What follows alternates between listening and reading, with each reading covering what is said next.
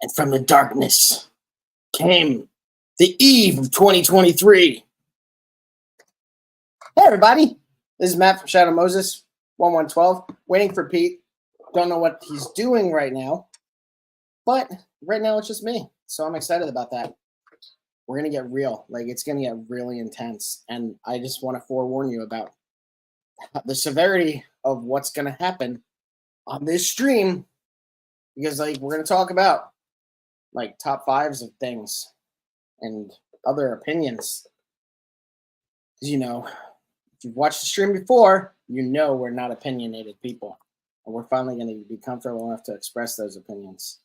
I'm not stalling. I'm not buying time. Anyway, it's a great start. So yeah, I'm Matt from Shadow Moses 112. Is this getting? Not really. Well, I don't have my other camera anyway.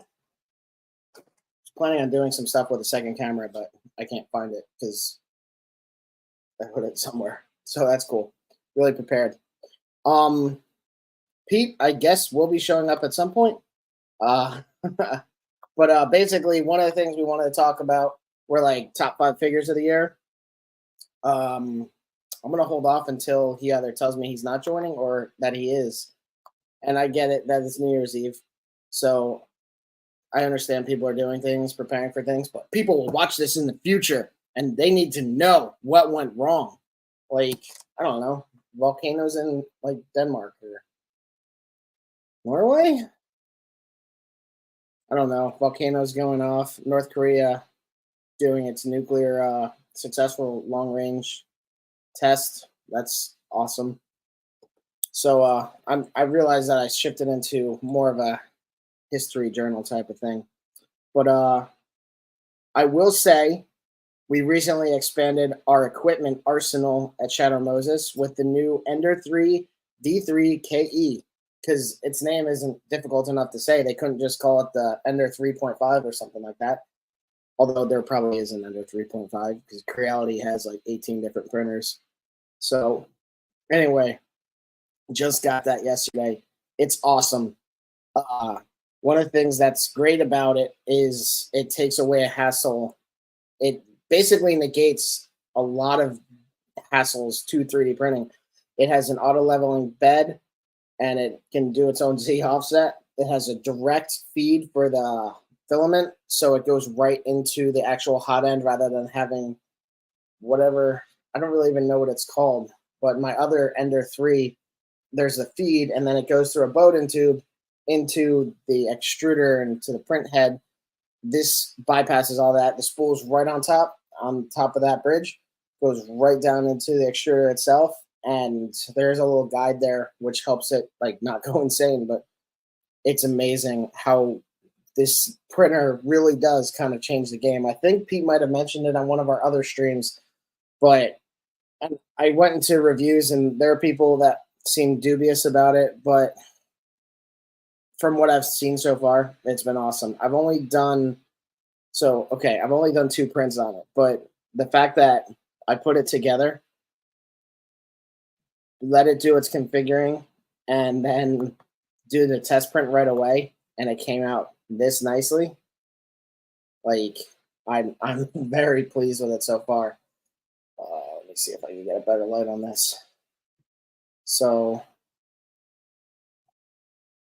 it's just a Benchy. This is actually what was on the USB that came with the printer. You can clearly see layer lines, but if you know anything about 3D printing, you pretty much always can. It's impossible to really hide them. A lot of people do sanding with a really high grit sandpaper afterwards, or they will. Some people have experimented with putting resin on it, which is kind of an interesting step to take, although it's not something I would really do because resin is it's messy. It's the cleanup. I don't use my resin printers that much. One, because I don't have them set up, but 2, because the cleanup is so bad. I live in an apartment and it's a nightmare. Hopefully I will be buying a house in the not too distant future once the market is not insane. I'm going to have a designated area for resin and 3D printing, but resin printing is such a mess. The fumes are bad. The chemicals are toxic. Like I was wearing my COVID masks half the time I did anything with those printers. I have an idea. I might be able to use my phone to get a little bit better angles on this print because I can't find.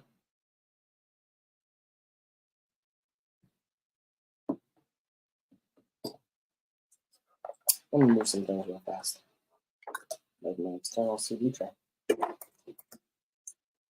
Boop, boop, boop, boop, boop, boop, boop, boop. This is the other camera I was looking for. This is in a box. In a good spot. Just yeah. Really know what I'm doing. Yeah. Actually, you could stay on there. So basically, I'm just gonna try and give a better angle, better vantage point of the prints that I did, because one of them is actually a relevant print to what we talk about. Never mind that this is also, we talk about 3D printing. It's gonna get a lot of, I feel, just a forewarning to anyone watching, I feel like tonight's episode is going to go into 3D printing a bit because we just got this one to our arsenal. And oh my god, this cable. And we were talking, me and Pete and I were talking about different things we would like to see in other 3D printers. Resin printers are so bad with cleanup, waste, and we talked about the Rocket One printer before, which ended up kind of being a piece of trash. Not from personal experience, but from the general gist of what I've seen for it, is it's not worth getting. I do need this backdrop after all. And but it had some really good ideas in terms of being conservative with filament or resin, and just taking a different approach that could really help the efficiency and reducing waste of 3D printing. It's an interesting concept. It's just a shame that it didn't work out. Apparently, there are a lot of prints that just fail on it. I don't know if it's because of the company or the execution or what, but hopefully, it's not the last we'll see of upright resin printing. It's just that just didn't pan out the way they were hoping it would. So, okay, let's set up. I need to change my camera. How do I do that? Damn. Oh, wait, settings. This one. Okay. Then there's no light. And then there is light. So, okay. This is what I was talking about before.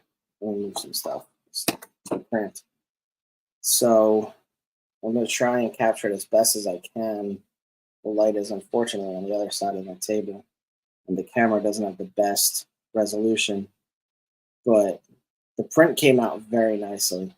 There's minimal, I forget what it's called, but corners on 3D prints tend to bulge out a little bit just from the layers. I can't think of what it's comparable to. But basically, because of the way the printer has to change direction, that brief pause sometimes essentially results in a slightly increased amount of filament depositing in that particular area, which causes it to look like that. But I'm pretty sure that this actually has a door frame of sorts on it. So I think this is actually the way the model is supposed to look. This is another issue with 3D printing in itself, not unique to this printer by any means, is we get slopes that just don't look great because they're stacking the layer lines on it. Because of the way 3D printing works, it prints it flat. And if you look at this, it is sloped. So what it does is it prints this layer and then this layer and like basically shims on top of it to simulate that layer growth. I didn't use any supports on this print, and realistically, that's not very surprising because there aren't many bridges on this. Although this one right here is this front window is kind of a it's a small bridge, but some printers might not be able to do that without supports. I think a Benchy is typically printed without supports at all. You get this little bucket back here. It's going to be hard to capture with the light the way it is. But it's just like a little tub, essentially. We have these holes in the smokestack. Just really, the print came out really nice. It's kind of interesting how certain parts of it have sheen and some parts look almost more like a matte finish. But I'm not necessarily attributing that to be a problem of the printer or anything. I will say that this print was done at full speed on the V3KE, and I had to hold the desk it was on still because I have a cheap desk. And the printer was moving so fast, I had to literally hold almost like a washing machine. It was moving the desk around that much. That was at full speed. I did this print I did this at 40, which is I don't really know what exactly it's supposed to be, 40 millimeters a second or some other increment. I'm not really sure. But that Z seam is pretty bad up there. That's not great. This is another unfortunate necessity in 3D printing, really. It's hard to avoid Z seams. I'll go into that in a moment. But for this print, I slowed it down a lot, and I did it at 40. I even slowed it down from the recommended midway speed.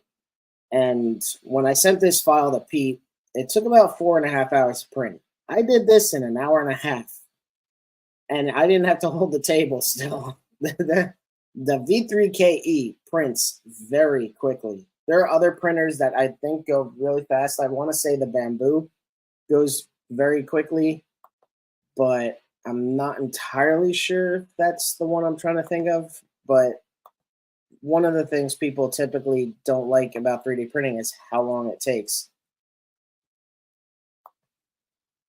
People typically don't like about 3D printing. Oh, shut up. It takes. Sorry, everybody. I'm going to mute this tab. I just want to make sure that the camera is picking it up. This camera is not my favorite device. It's better for like teleconferences. But yeah, okay. So did this at about 40 millimeters per second, I want to say. Even that seems a bit high. I slowed it down from full speed. Came out very nicely.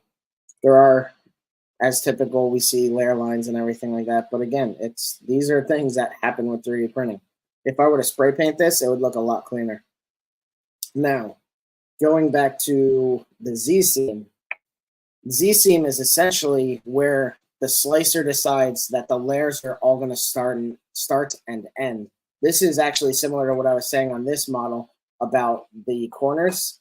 That's pretty much what's happening here. Is just because it's starting here and then ends there, and then it moves up to the next layer, and then it starts and ends there again. So we just have layer after layer of these just slightly extra filament that is deposited that just acquires, and then it results in this bulge. You could probably sand that down or something. I'm always hesitant to do something like that just because it seems risky. The material, like filament on 3D prints, isn't particularly durable. So it would be a really high grit sandpaper. You might even want to use, I think people have used handheld sanders for stuff, but that's even bigger than this. Like, this is a pretty small model. I need to check my infill because it's very light. Essentially, the whole intention of this is that gaming arcade cabinet that Pete and I have been working on. And I modeled this using Blender, which is a free software. It can be finicky, and there is a bit of a learning curve to use it. But if you're looking at getting into 3D modeling, it's basically a free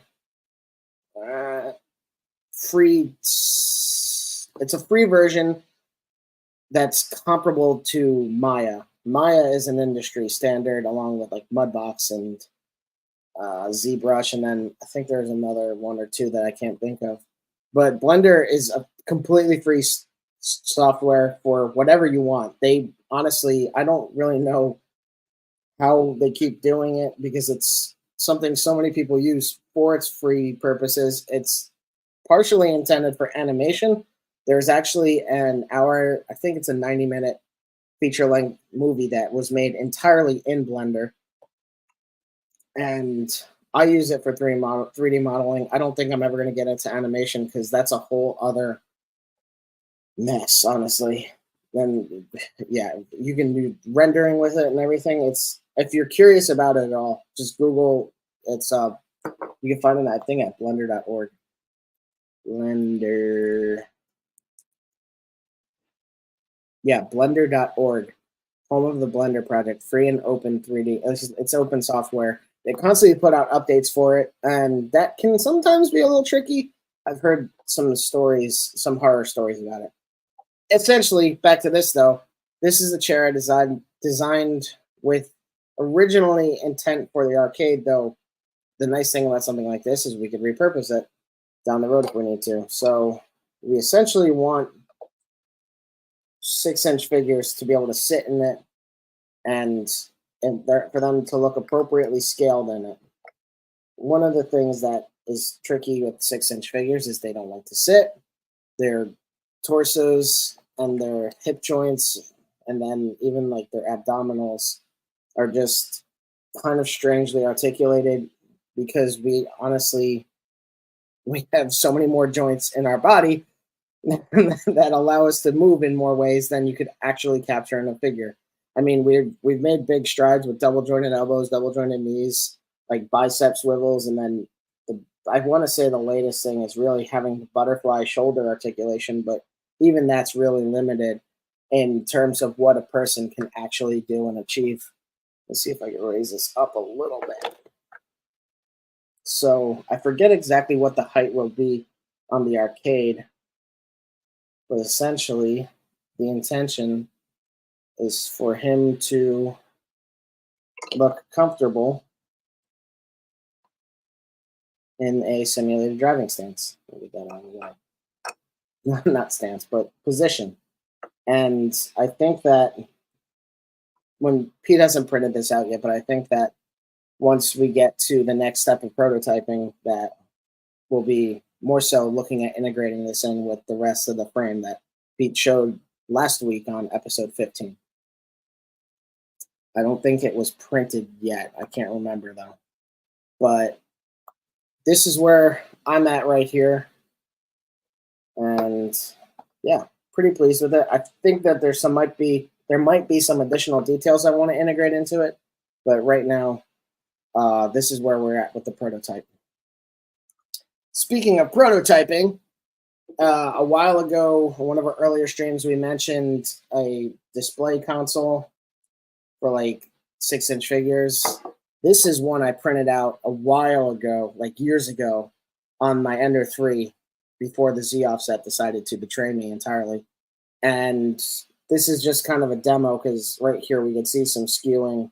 I was still kind of learning a lot about Blender at the time that I did this. So we see different warping on the panels and then just nonsense display items I created. I don't know what exactly to put on these things to make it look generic but also believable.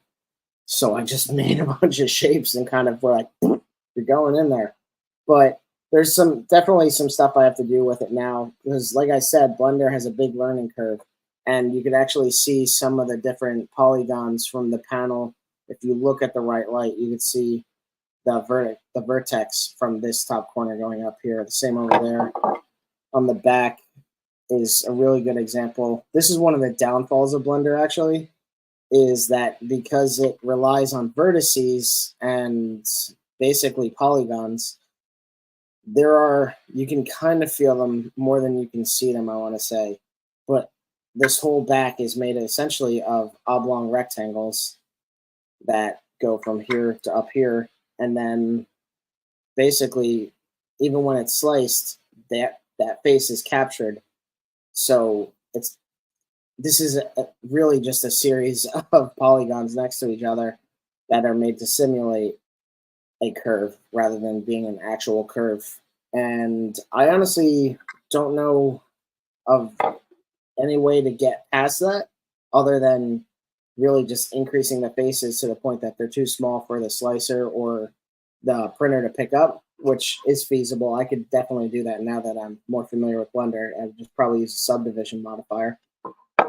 But I don't think that any vertex-based software is going to actually give you true curves, whereas something I want to say like ZBrush will give you a bona fide arc, for lack of a better term.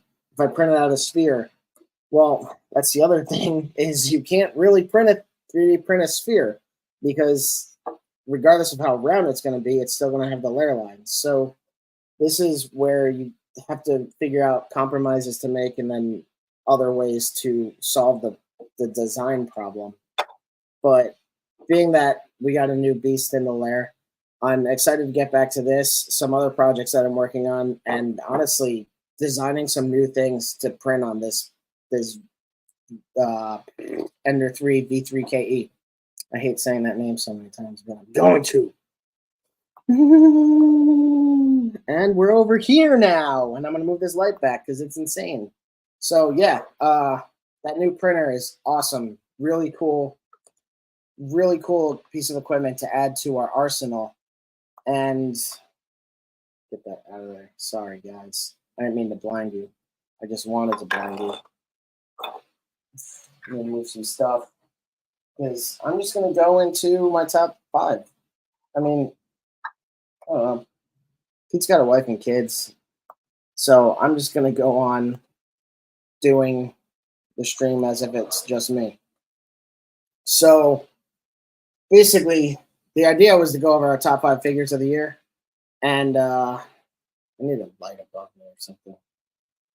Right now, I'm not cutting it. Top 5 figures. Okay, so I wanted to throw the Hiss Tank in there because it's amazing, but it's really not quite a figure. So honorary mention goes to the Hiss Tank. These are in no particular order. It was already difficult enough to come up with the top 5, and I really don't want to rank them. I'm also not going to show all of them because, honestly, the first one I'll mention is the Void Cadet Gomez with the mech. What is it called? The strike suit. That's one of them. that mech was amazing. It sucks that it's going to be really impossible to get at the original price because the aftermarkets are so toxic because everybody turns into opportunistic psychopaths. I mean, what? And so, yeah, that's one of my top 5. That Void Cadet Gomez. The figure itself is also really cool. It does feel like kind of Mork from Orc and comparable to another character. I can't think of what it is. But he just had great accessories. I loved his little head bubble. His weapons and their effects, even though they're kind of heavy and I don't necessarily trust them, were really good. And then, because it's, of course, another Mezco figure, Roadblock. This guy was awesome. I did a review of him, I think, on episode 12. I went into a lot of details looking at his accessories, looking at the figure itself, the range of motion, the different articulation we get on him. The artwork on the box isn't necessarily the best, but the figure was great. I know that people were unsure about Mezco handling the G.I. Joe line when they saw Destro. And again, kind of when we saw Duke, because his little face area looks bad. But Roadblock really, really knocks it out of the park. This was such a great release from Mezco. Next up, sticking in the line with Hasbro. This was kind of a difficult choice to make because I wasn't sure. Sorry, I'm grabbing something.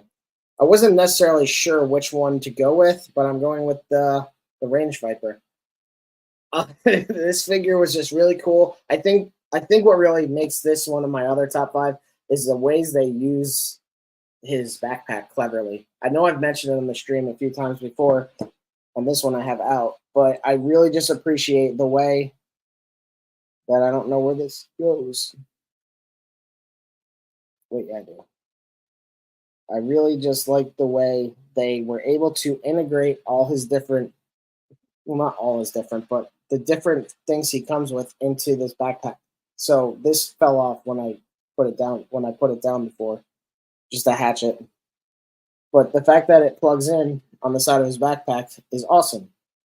He has a holster for his pistol, and that's pretty standard. But the fact that he also can hold his grenade launcher on his backpack is also just really cool. I really do appreciate when you can equip a figure with all of their accessories. It just, they come with them. Let's try and make it so that they integrate into the figure when you're having it on display or when you're just toying around with it. It's nice to have those display options. And like he has the bandolier of ammo on him. Like everything that comes with this figure can fit on him in a display.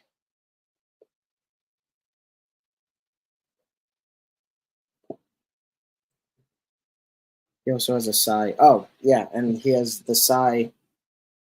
You would see that. He has a sai like Raphael from Ninja Turtles has. That's goes right into a little sleeve on his hip. It's just a really clever. That not particularly clever. That's normal, but it just tops the package. Honorable mention for GI Joe was Tunnel Rat, Morat, the weird mutant guys that look like zombies. Those get an honorable mention from me. Um, and then again, another Hasbro ish figure, the MDLX Megatron. I really, really enjoy this line. Uh, I feel like Rodimus Prime would have made my list, but he's not getting here in time for the video, so it's Megatron. These figures, they're very stylized. I want to say very Gen 1 stylized. Oh, I think they do take a bit of liberty with them, but they're just so cool. They're made with die cast and plastic. They have great details. They have a good representation of the character's face that's pretty true to it's pretty true to their appearance. They have really good articulation. I mean, he has he can get his foot all the way up behind his almost behind his head. This is probably this yeah. So yeah, he could get his foot up that high. They also were considered enough to put these little flaps in on his. Let me just raise his arms. They do it on the side of his hips. They do it on the front. It doesn't go up that much, but it doesn't need to go up that much. He's not going to be kicking himself in the face or kicking anyone else in the face. That's why he has a gun. But they 3-0 is just really crushing this line. I know that their bigger line of Transformers, the DLX line, is really popular. Sorry. And I'm not interested in paying that much for them. They're usually based on movie appearances, which is also just a little iffy for me, even though if they did it, I would buy a Shockwave. Just letting you know that. Shockwave is awesome. But yeah, I mean, well, I showed you the leg. Might as well show you his elbow. He has that really great articulation in his elbow joint. They just uh-oh. There's paint.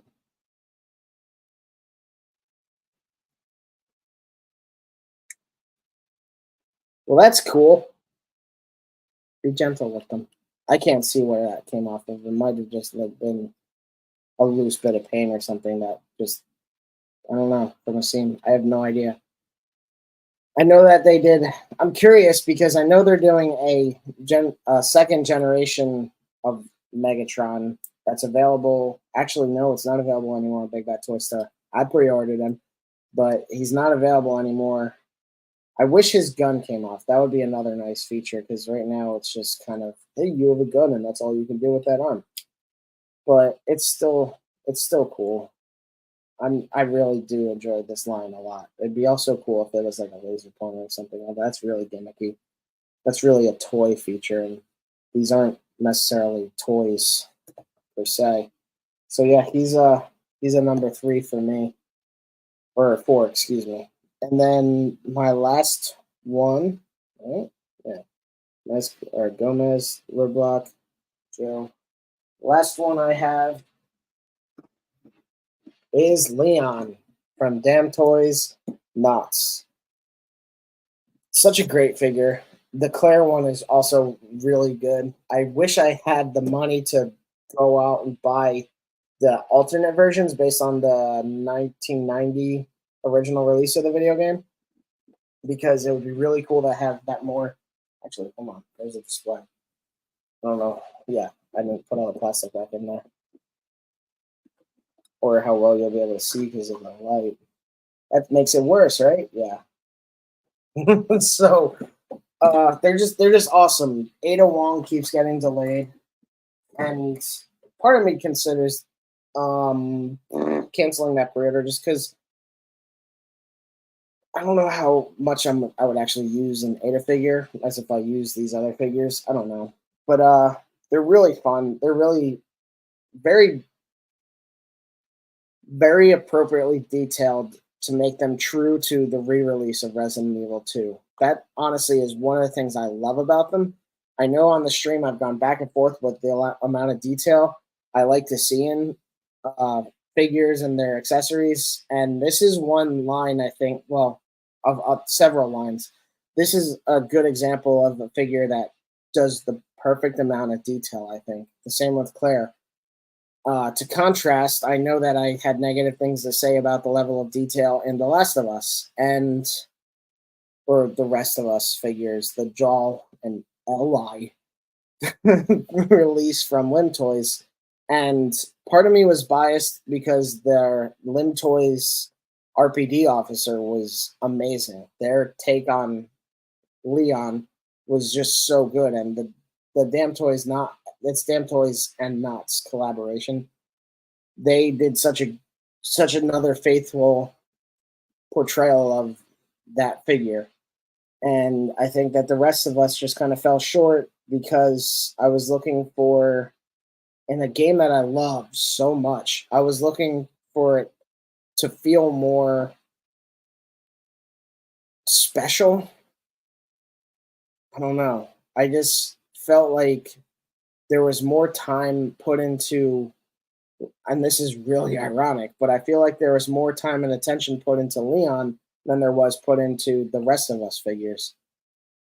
I'd have to honestly look at my Ahab figure again to see how I feel about that. To see if sorry, my mouth is really dry.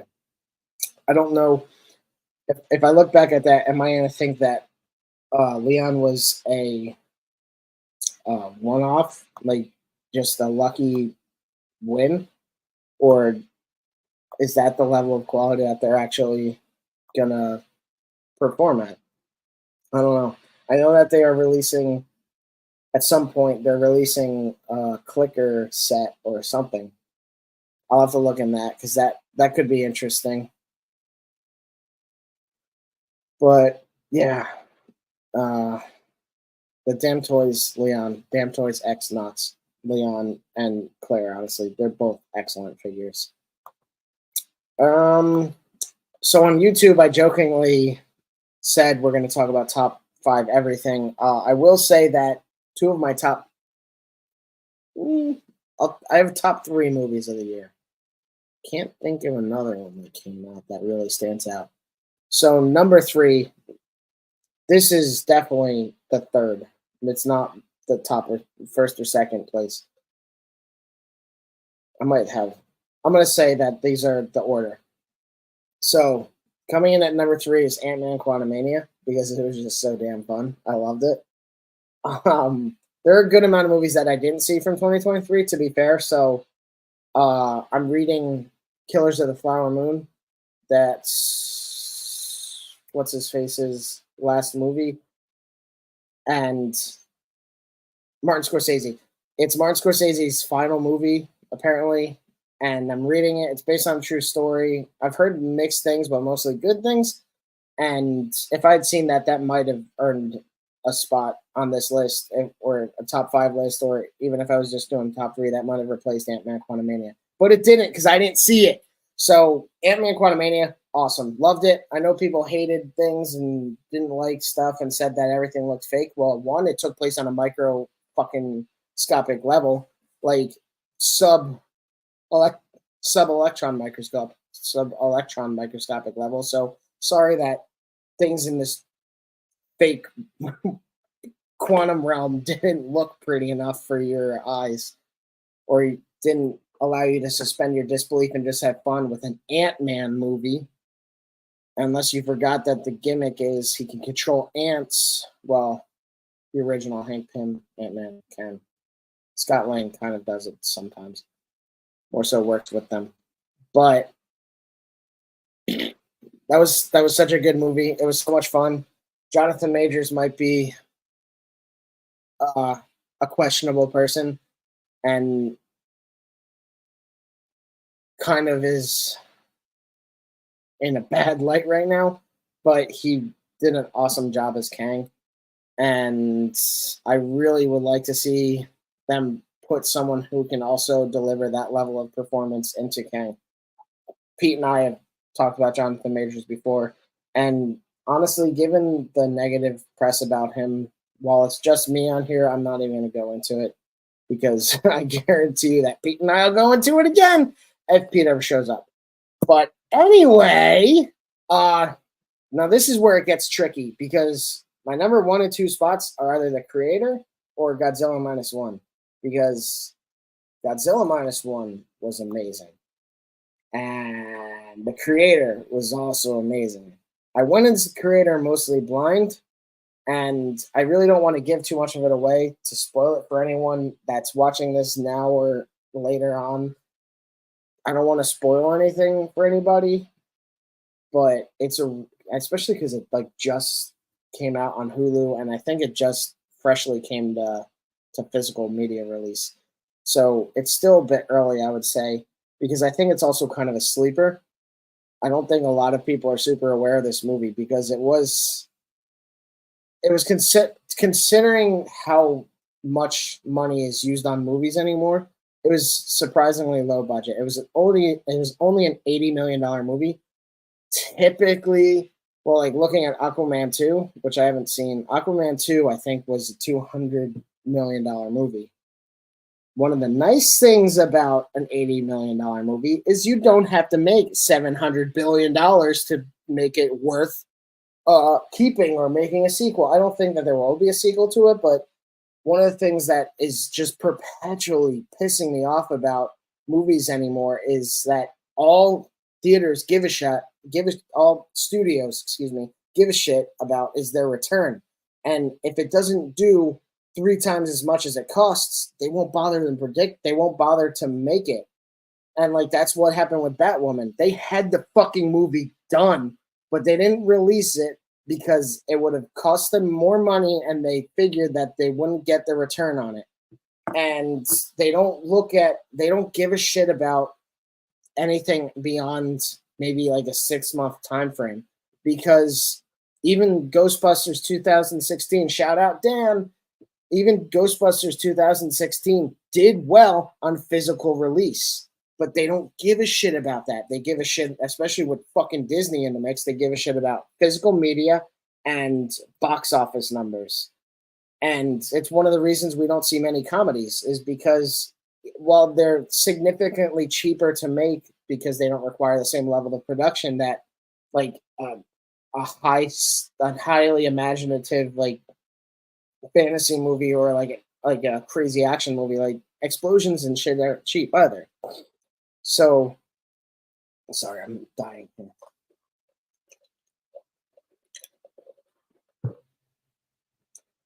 It's the reason we don't see comedy movies, because while they're typically significantly cheaper than blockbuster action movies and other things that require all these special effects and all these different teams of people to come in, comedies don't generate blockbuster numbers. It's unfortunate because I know that there are movies that probably have been submitted and would be hilarious, but we won't see them because the studios are like, No, they won't make $250 million in the first week, so it's not worth their time. But studios can also suck my butt and pay your fucking writers. I know that they reached an agreement, and before anyone starts bitching about it, the last time the actors and writers in Hollywood had a strike was in the 60s, and it was led by Ronald Reagan.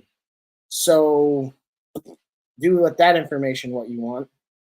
Everyone's like, oh, Reagan's the best. Like, Reagan's the best. Yeah. Well, all these things you hate, yeah, he wasn't for them either. To get a little political, Ronald Reagan was also like, there's no reason for you to own a machine gun, bro, because he said that in a debate. But anyway, and while there is no reason for you to own a machine gun, it's kind of fun to own pews. I won't lie. To own a gun, not a pew. Fuck churches. Sorry, anybody religious. That slipped out.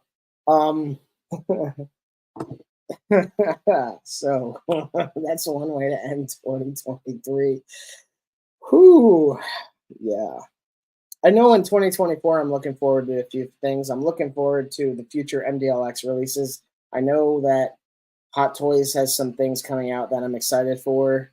I can't think of what specifically they are, but it's whatever. Although they are doing this like newer wave of Spider-Man and like more comic aligned releases of figures. Like they're doing a Wolverine, they're doing a Spider-Man. I mean, it's called a podcast, but how visual does it really need to be? So I'm just going to pull this up because it was the first thing I mentioned. I'm not logged in, right? No, good. Nothing weird up there. Nothing about babies riding llamas. I shouldn't have said that. It's a joke, but someone's going to be like, what is he talking about? That's really weird. Product search page. Yeah, here we go. So this is what, no, let me fine tune this. Excuse me. MDLX. So this is eventually. Oh, what the hell is that thing? I don't. What is this? What the hell is this thing? Okay, so they do other figures in this line. I don't know what this is. It's apparently some sounds like a manga. It's Dango. I don't know what this is. But I was hoping to just show you Transformers. A lot of them, yeah, they sold out. I don't even know if I got this one. Was able to get this on pre-order. But look at him, he looks so cool.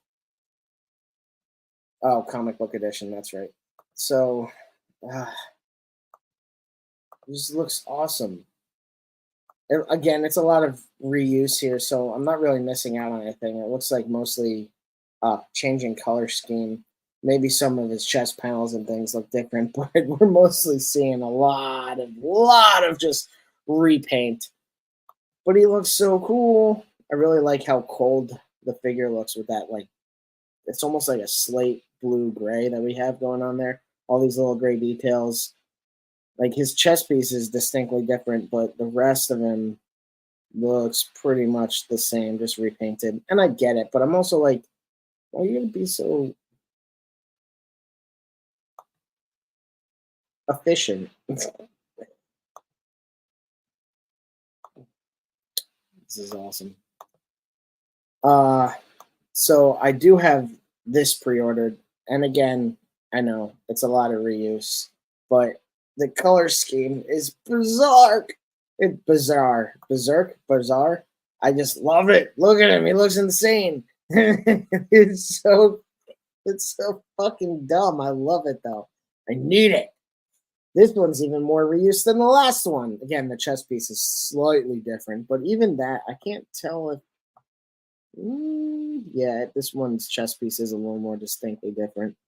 Well, I guess no, the torso is the same. It looks like there might be additional articulation, or it might just be positioned differently. Again, just reuse. The same with the Nemesis, or excuse me, Nemesis Prime is up here. Yeah, Nemesis Prime, Ultra Magnus, Shattered Glass, like they're the exact same figure, just different paint scheme. Rodimus, I'm really excited for. He should be arriving soon. He just looks really cool. Again, they're really stylized, and actually, it's kind of ironic that I'm such a fan of this line because they almost have that very Japanese, or it's maybe more Eastern. Just visually, the way that their bodies are, they have these really wide legs going into a narrow torso, narrow like waist, and then up to a larger chest. Just the way that they're designed, they just don't feel very Western, but I really like them. Very much a fan.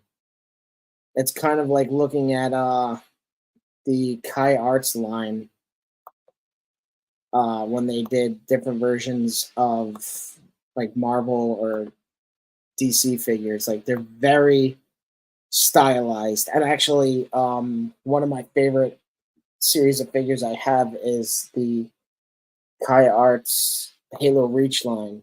They're 1/10 scale. There's some weird scale. I think they're like an 8-inch scale. But they're so cool, even though they are kind of like heavily stylized. Like their hips are just these bulky things that go down to their feet, and then their tapered abdomen section, and then just like broad shoulders. It's just kind of bizarre looking, but look at them. It looks so cool. I'm really looking forward to see what comes down the road from these guys. I didn't get Cliff Jump. I'm not getting Cliff Jumper because he's literally a Bumblebee repaint. Starscream has been on pre-order for a while, but it's supposed to be available now-ish. We'll see. And looks so good. I can't wait. And then it's kind of like some kind of he looks almost. I like how he has wheels. That's a cool detail. I never. Yeah, Optimus does have wheels, doesn't he? But I did mention that they have their larger line. So like the other thing is with their larger line. Did you pop up?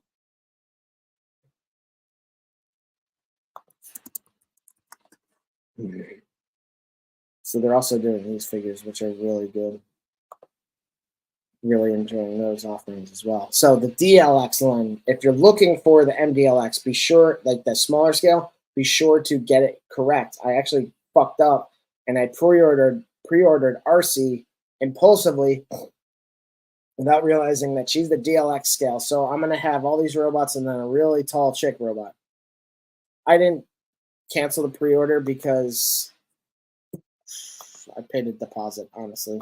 That's really the only reason I didn't cancel it is I put it down. I think it was cheaper then, but I put it down. I would lose $15 or something like that, and I didn't feel like it. So whatever. But honestly, if they put out like a, I said his name earlier, Shockwave. If they put out a Shockwave figure in the DLX line, I'll get it. Prices like this scare me, but also I don't think that this is the DLX line. So this is the premium collectibles line, which is even bigger because these are like 19 inches tall. These are pretty much always movie based. I don't know that they've put out a premium collectible version. Maybe, yeah, but even that. Why is he so much more expensive? Premium collectible Nemesis Prime. Oh, this is DLX. Okay, that's what. I don't. I know that they put out. Yeah, like here. I mean, the DLX line isn't cheap either. This is one that I would have considered getting, but I don't think I was into the line at all at that time. So yeah, the DLX line is like a 10-inch scale. The MDLX is like a 6-inch scale. Kind of a weird way to break things down. But that's what they do. Being that I mentioned it, let's see. This is gonna be tricky.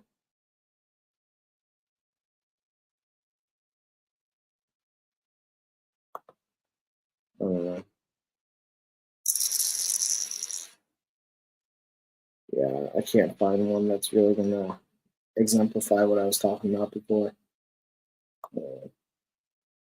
Uh, so I think that's all. I think that's all I have to go into today. Like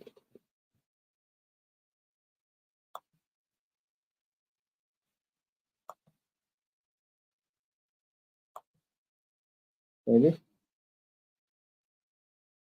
somebody just saw my message.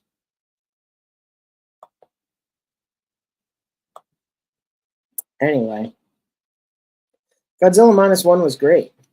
One of the problems that the I think that the legendary motion pictures series is doing incorrectly is the human aspect, because I don't care about any other human stories. The most appealing one was in Kong Skull Island, because it was literally them in a strange world just trying to survive, and I thought that was really well done. Plus, you had a good cast leading it, and you had a nice conflict between those, with Samuel L. Jackson being this gung ho uh, military leader, and just like, let's kill the gorilla. And he was amazing in that movie, and it was so cool to see such a dynamic shift for him from like what we see in Nick Fury to this guy who just literally is like, kill everything on this fucking island, let's do it, and then let's get out of here. But for the time being, like, we're gonna kill everything, we're gonna declare this as our own. And then so his conflict with the island and Kong itself, and then even the interpersonal relationships that it had, like contrasting with Samuel L. Jackson, and the more militant side, we had Brie Larson and the guy who plays Loki. What the hell's his name?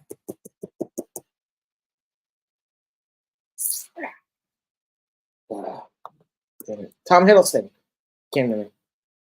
Tom Hiddleston and Brie Larson and John C. Riley. Their the chemistry that they had with their survival and their approach to getting off the island and just kind of surviving it. It was a really nice contrast to see between those main characters. And then Kong was also just really cool. The skin crawlers were kind of a weird enemy, but it also felt kind of appropriate, almost in the way that you'd have like the giant praying mantises back in the day and Monster Island, and just these more generic enemies. Like you had a giant spider and then a giant octopus that Kong killed and ate. And then 2014's Godzilla by Gareth Edwards, who also wrote and directed the creator. That one actually, the more I watch it, the more I realize that that's the strongest of the contemporary American Godzilla movies, and that's largely just because you kind of gave a shit about the humans in it. Aaron Taylor Johnson was really not a super deep character, but you did kind of care about. There wasn't that much below the surface, but you kind of did appreciate and maybe resonate with the idea that he just wants to get back home to his family, especially after, spoiler, almost 10 years later, his father died, and like he had such an estranged, troubled relationship with his father. So when Bryan Cranston dies because of the Muto destroying that whole place, it kind of does resonate with people that he wants to get back to what he has left of a family. So I think that actually worked fairly well, especially when you look at the stupid shit that they're doing in King of the Monsters and even Godzilla versus Kong, because the human aspect of it just gets worse and worse. Like, I don't know the last time I sat through in the entirety of Godzilla versus Kong. I can still kind of get through King of the Monsters, but I'm kind of ashamed. I'm kind of bummed, not ashamed. I'm kind of bummed that I'm even with that one. I'm kind of like, yeah, I don't know. They've also kind of hit a point of diminishing returns in regards to the monster fights, because Godzilla versus Kong's monster fight, like Godzilla fighting Kong was cool, and then it stopped being cool when it went on interminably long, and then it got even less cool when just there was a next phase with Mecha Godzilla, and it's just like I'm getting tired thinking about it because how much do you really want us to sit and watch of this? They're not doing anything new and interesting in the way they're fighting each other, and he has a stupid Godzilla blade axe. Maybe -1 will help change the approach to it, although I doubt it because Godzilla X Kong, the new Empire, yeah, that one's already done, and maybe it'll be better, and the human characters might not be so unbearable as like Millie Bobby Brown and I don't know the other guys' names in it, but I don't give a shit about them or the lady with the stupid energy that can transport through a hole in the wall. Like what? Let's focus on the good. Godzilla -1 was amazing. The human story, awesome. The Godzilla component, really fucking awesome. I never expected to have such like a reaction to a Godzilla movie in theaters, other than like yeah, like excitement and adrenaline and stuff. But like the human aspect of -1 was so good, so well done. I think it's important that as you watch it to remember it is a foreign film, so it is different in the way that they portray different character behavior than we would in Western movies. And I'm not trying to sound like I'm cultured in film or anything like that. I really don't watch a lot of foreign films. I do watch like more serious movies. Like one of my favorite movies ever is There Will Be Blood. So I am somewhat familiar with the aspect of more complex films and like character studies and everything. Joker is a piece of shit movie, by the way. Um, and I think that -1 really should have an influence on what Legendary Pictures or Motion, whatever the hell they call themselves, Legendary Studios, maybe. I really think that they should look at everything that -1 does right and reevaluate how they're approaching their cinematic monsterverse. I don't think it's beyond salvaging. I think that what they put out were nice little popcorn movies, but it they're basically just giant superhero movies, and I would like things to feel a little more serious than that, especially when you're dealing with a monster of that scale. Um, use that scale to your advantage, make it more impactful on the people, because that's the other aspect of Godzilla versus Kong that they just ignored entirely, was the fact that these are giant monsters destroying this city. Like they don't care about the human toll that is being destroyed by this giant monster battle. And I think that the 2014 Godzilla movie did a much better version of that by having uh Elizabeth Olsen. No,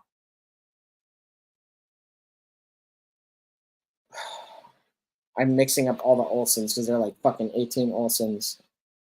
Scarlet Witch. Google. God damn, man. Yeah, it is Elizabeth Olsen. So, ironically, 2014 Godzilla's movie had Aaron Taylor Johnson and Elizabeth Olsen as a married couple, and in Avenger, the MCU, they're siblings.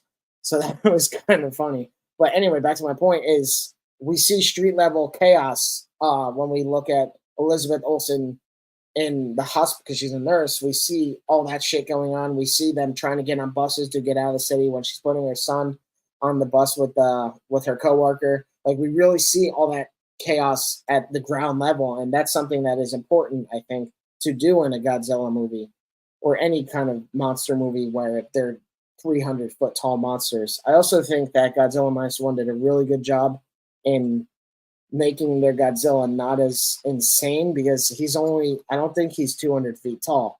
And you might be like, but I want him to be huge. But like, watch the movie and tell me he's still not menacing. Okay, um, that movie does so many things very well, and I love it. I'm hoping that they'll do a sequel, but I'm also worried that they'll do a sequel. I don't want it to grow into a monsterverse. I want it to be Godzilla and Godzilla alone.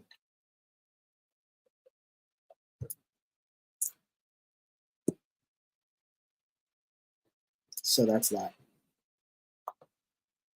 I don't really know what else to go into. It's New Year's Eve. We got some projects that we're working on. I know one of my goals for Shadow Moses 112 is to have guests on this stream next year. And hopefully we'll have one in January. I need to reach out to him, make sure that he's cool with that.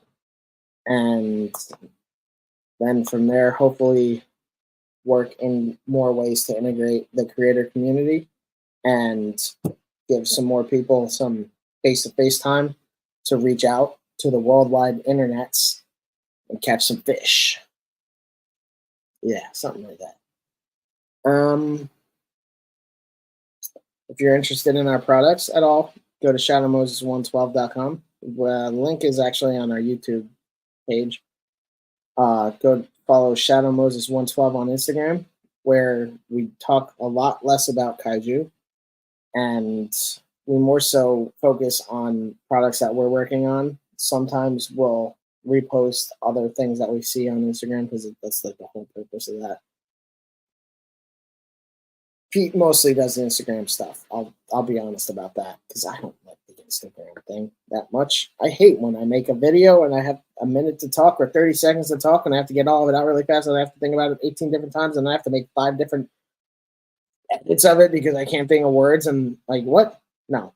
I don't even like doing the minute-long YouTube shorts because I'm verbose and lengthy. I can't just keep everything to a real trite, confined 30-second, 1 minute thing to hold your attention span. I go on and on. Anyway, yeah, it's New Year's Eve. We're cooking up some stuff. Hopefully, we'll get some new plans orchestrated to execute in the new year. Because I know that there are some things that we're looking at, ways we're looking at expanding and trying to create different solutions and opportunities for people in setting up dioramas using toy photography. So I'm kind of excited to see where that is going to go. I'm excited to use my 3D printer more.